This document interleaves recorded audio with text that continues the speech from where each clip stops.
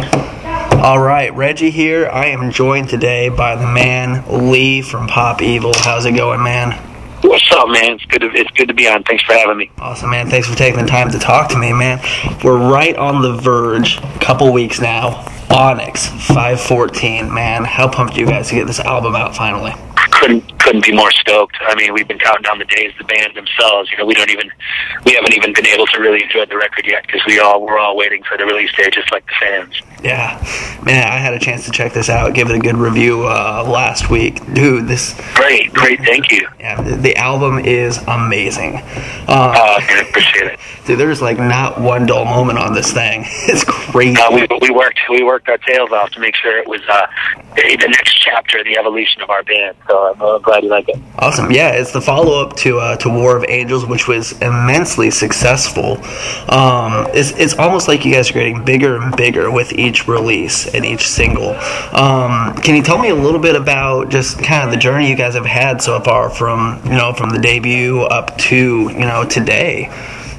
It's been a long journey. I mean, a lot of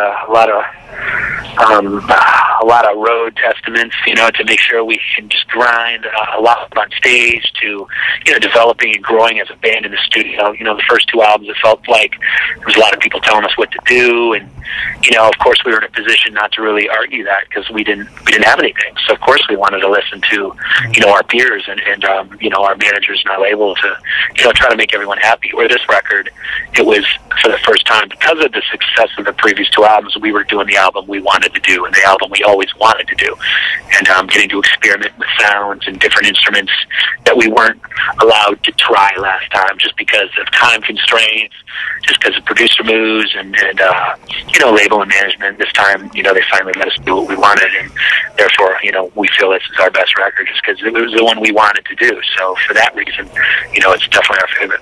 Yeah, definitely. But there's a lot of things on Onyx that really stick out to me, and you'll probably agree with it. It's like you guys really experimented a little bit with this one, I think. We did, for sure. Kind of went in some different places here. It was really cool. Just it's one of those albums that you can start from the very beginning and just listen to the end, and it flows so well. But at the same time, there's so many different aspects to it as well. Yeah, well, I mean, thank you.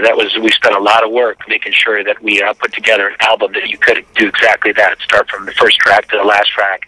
Just listen to the whole thing all the way through, and it can really take you on a story, or take you on a journey, and tell our story, and therefore, take you through the different emotions that is life. It's basically, our story over the past since War of Angels ended to now. It's basically our tour journey, and the things, our life lessons we've learned along that way. Mm-hmm. Yeah, definitely. The songs that you guys have done in the past, especially, we're talking, 155, Monster You Made, just all these songs you guys are releasing. They all tell a very personal and just very deep story to all of them. They're very very detailed journeys, kind of. Yeah, it's true. And the one thing we also didn't want to do on this record was regurgitate 155 and Monster You Made. We already wrote those songs. We don't want to try to go back and write songs we already did. That's where a lot of the experimentation came. And as far as, I can speak from the lyrical standpoint, wanted to make sure I was touching on topics that were a little dangerous, but also with, all the people we've met along the road, our fans deal with some pretty complicated, situations, and it's important as a leader and a frontman of a rock and roll band to take chances and to write songs that can help the future generation and the generations to come. So it's important to take that stand, and I think that's something that Pop Evil was willing to risk on this album. Yeah, definitely. One thing that I found really interesting is two songs in particular really stuck out to me and I don't want to say they took me off guard, but as soon as I heard them, I'm like, whoa, that's cool.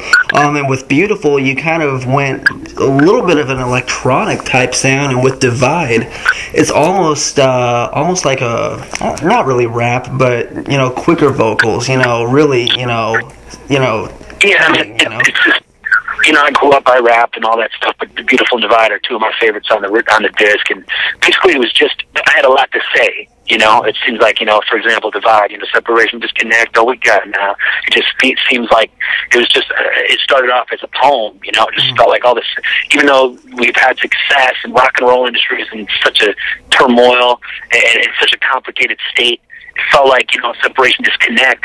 You know, it seems like it's all we got now, but, you know, cut it up. You know, it's still a cash cow. But we all, you know, we want to cash in, but the vision within, so close, we can all drink the medicine. You know, it's like, it seems like every time you do something great, society wants to divide you. Oh, if it's sub rock, it's metal. You know, it's expression. It's someone's musical expression. You know, you have a choice as a fan to listen or not listen, and we understand that more than ever now. We're not trying to write music for the masses. We're trying to write songs for ourselves, number one, and for and our fans, whether that's one fan or whether that's a billion around the globe. You know, it's like that's where it starts. And I think that was a little bit of the mistake that we had in the first two albums. From a emotional standpoint, we're like, oh, we want to write songs that everyone can relate to, and that doesn't always exist, you know. So it's like it's important to just stay true to yourself and to tell those lyrical stories, you know. And I'm more of a confident frontman than I've ever been. So it's like I'm not afraid, you know. Most records I wouldn't have rapped on and done that stuff on, you know, just because with this record I was like, you know what, if the song requires me to, you know, offer more of a spit lyric, then that's what I'm going to do. If it requires me to explore more melodic tones like Beautiful, then that's what we're going to do. And the thing I love about Beautiful, it kind of reminds me of growing up. You know, being, you know, a minority in a rock band singing rock, or being a minority singing rapping is never really finding your place. But at the end of the day, it's when you kind of like it's a predecessor to Once You Made. Once you've looked in the mirror, take a good look at me now, and once you see what's looking back at you, and you like that, and you can accept who that person is, then you understand that we are all beautiful, and we all bring something positive to the table for today and every day for the rest of your life. It was just lyrically, it just all was so natural. It was like, it wasn't even like I was singing. It was like I was just telling the story, you know, and I wasn't going to shy away from that, whether it was a hook or whether it wasn't. It just seemed like you're beautiful every day for the rest of your life, and just how relatable that is to all different races, all different walks of life, all different age groups is why that's one of my favorite songs on the record, just the message. But of course, we took a darker, heavier approach to show the frustration we had internally to hopefully, you know, paint a musical picture, you know, with the band, with our musical portrayal of that song. Awesome. Yeah, I mean, and especially with the, you know, the musical tones of the album, and those two songs in particular, just a lot of artists are taking, you know, that musical approach now. It's not out of the ordinary to hear a rock band, you know, have a song that has maybe some rap elements on it, or hear a rock band that has a song with some electronic elements on it. It's getting more, you know, it's more acceptable now than it was maybe 10, 15 years ago. Yeah, I mean, it's whatever you know, you people think. I mean, I don't really think about like that. I just, you know, if a song's good enough and you can pull it off and it works and people like it, then so be it. But for me as an artist, I just got to get my thoughts out. And if it comes out with a little bit more rappier, then great. People want to label it rap rock or whatever they want to do. That's their prerogative. I'm not thinking about it. I got a band to lead. You know what I mean? I don't really care. I just want to just write the best songs I can, and you know, the critics can say what they want about it. But yeah, because you've heard, I'm sure you've heard too, rap is dead, blah blah blah. You know, people like a song, they like a song. Exactly. And I think that when an artist and a songwriter takes the approach that you've taken and your band has taken on this album, I think it makes for, you know, and obviously when fans hear Onyx, they'll, you know, I think they'll definitely agree when a band takes that approach and really writes from the heart and writes, you know, just what they think sounds the best. I think it makes for a better listening experience for everybody. Sure. Experience. And it's a good point, because I think that's what you've listened to, having heard the album. You know, we were having fun. It was, you know, for the first time, we demoed out songs. About half the record we demoed before the album was ever started recording process. And then the big problem I had with our first two records is we were always recording old material. So like demoing it out, and we were always playing catch up. We never had a chance to do what I think of my favorite bands growing up. I always heard of the stories of them writing in the studio and how awesome that was, and just the organic vibe of that band coming to life in that studio in that moment. And we never really had that experience. So I made sure that, you know, we were like, okay, this is not the record. I don't even care.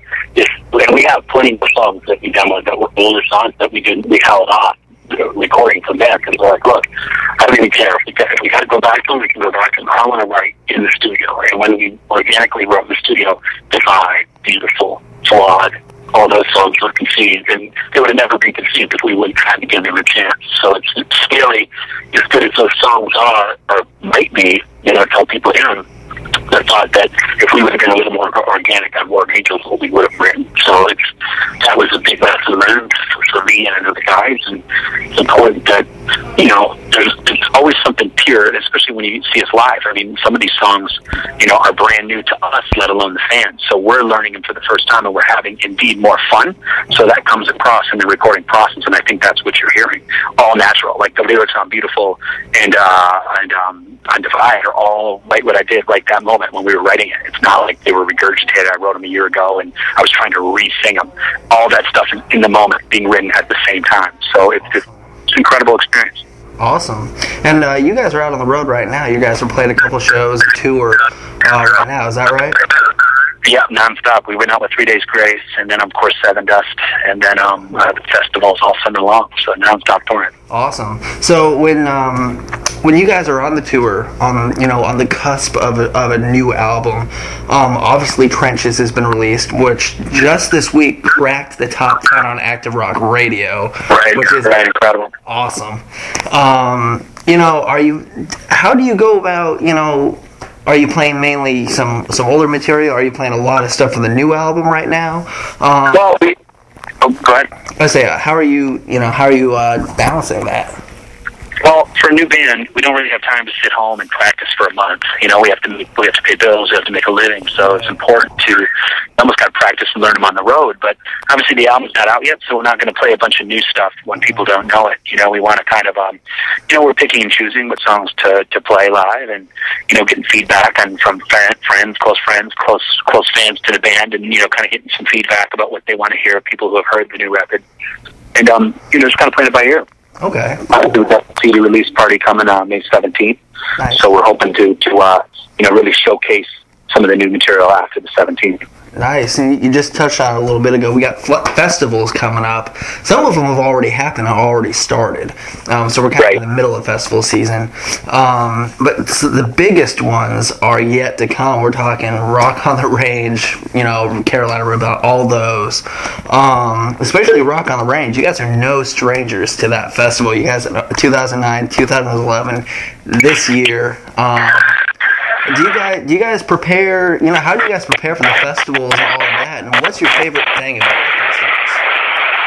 I mean, Rock on the Range has got to be, our favorite festival of all time. I mean, it's just incredible. There's so much to take in, not to mention all the great bands that are our friends that we tour with over the past 5 years, to get to see everybody. And, of course, the fans, to have that many rock and roll fans that know your material at one place at one time. It's especially up in the Midwest where we're from. It's what a lot of people look forward to every year. It's just great to be able to have an outlet for that many rock and rollers to be at one place at one time. It's just an incredible. I don't know really if you can really put it in words. It's something that's just special. It's like a vibe. It's like Christmas. You know what I mean? Like, do you have a good Christmas? Good or bad, it's still Christmas. You get that vibe. We'll walk around the stores, the lights are up, everything's kind of like, oh man, I'm starting to get the itch. Grandma's cookies. It's like, it's a whole vibe to it. You get there and you can just sense it. It shows you that music is really bigger than us individually, and it's just such an incredible experience to be a part of that, and to be, a band that's influencing rock music for generations to come. It's a complete honor, and it's important for new bands especially. We weren't around during the heyday. Right. So you got to almost work harder to make sure we're around next year and the year after that. You got to prove it. You got to write the best songs that connect. And whether these songs are good or not is irrelevant. It depends on how they get embraced by the fans and by the audience. And that, to me, is the number one important thing.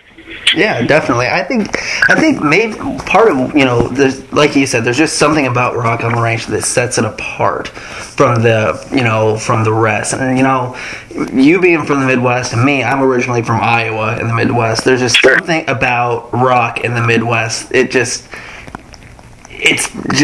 the energy, all the bands in the Midwest, in the heartland. It's just, it's crazier. the fans are crazy. You know, just people. I mean, it's the heart and soul. I mean, people would argue. You know, I'd argue that the heart and soul of rock and roll is in the Midwest. I mean, but those people, blue collar. I mean, that's how we grew up, very blue collar. You know, I mean, getting to work and sometimes hating our jobs. You know, but we had to raise our kids and pay our bills, and we do that with rock and roll as loud as we can crank to get us through the day after day experience. You know, it's tough in the Midwest, and music is kind of better than most doctors. You know, you think about medicine and the times when you're down, who's always been there for us? It's been music, and that's the very, very screams Midwest to me. Right, and I think that screams like Pop Evil. That's our band. That's like the heart and soul of our band.